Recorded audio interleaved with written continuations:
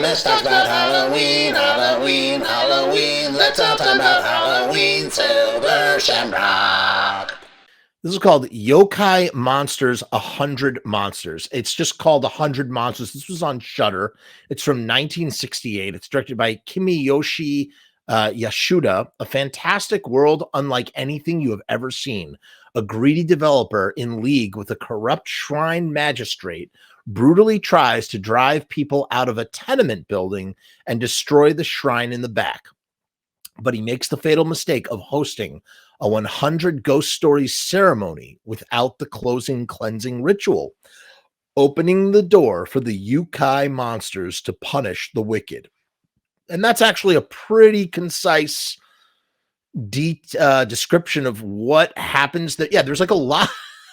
There's like a lot. I don't know what the time period of this is. There are two types of movies that were made in Japan, especially, or at least around this time. Obviously that would change. That has changed in the decades since, but like in the 60s and 50s and earlier than that, you had salaryman pictures that typically that were contemporary films, and then you had historical films, and in some cases you had historical genre films, and case in point would be 100 Monsters, which also kind of reminded me a lot of VIY, which is a Russian film. It's kind of like, it's funny, this is Japanese Roger Corman. That's what this is.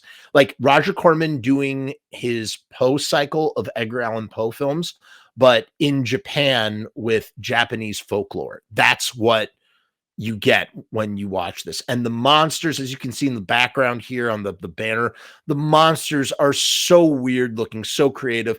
The film, the techniques, some of the film techniques are really interesting from 1968. You don't have CGI, and the special effects were just so different, using black paint, using a lot of shadow to sort of manipulate what is being seen. Yes, you have weird umbrella monsters, weird characters, and so it's kind of cool. They only show us one out of the 100 ghost stories. I feel like we could have seen a few more ghost stories that would have been interesting, maybe to introduce a few more of the monsters. And at the end, if you don't do a cleansing ritual, the spirits are able to come through, and that's basically what happens. And eventually they do end up saving the tenement building, which was going to be turned into a brothel. And then you have some weird, there's some samurai sword fighting type stuff that happens a little bit later on. So you don't really see people battling the monsters. The monsters just kind of come in and they haunt. There's some weird animation with the umbrella monster before he actually shows up.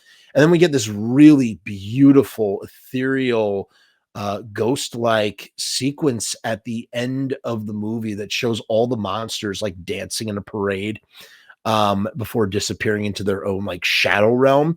It's really great. I gave it 3.5 out of 5 stars. This was part of a trilogy of movies from 68 to 69.